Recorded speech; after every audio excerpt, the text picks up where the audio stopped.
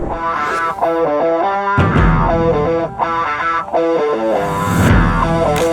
good afternoon. It's Tom with Jax, and today we're going to make chili in the house. It's still a little chilly outside, so we're going to do it in the house.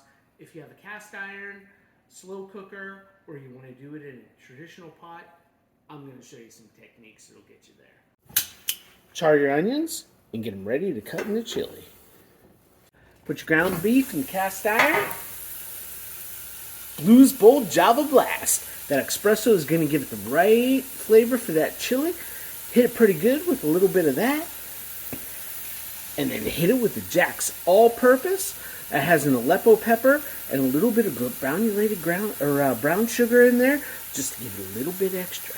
Once we got some brown on the ground beef, go ahead and add your charred onion and start adding your other ingredients, the tomatoes and the beans next.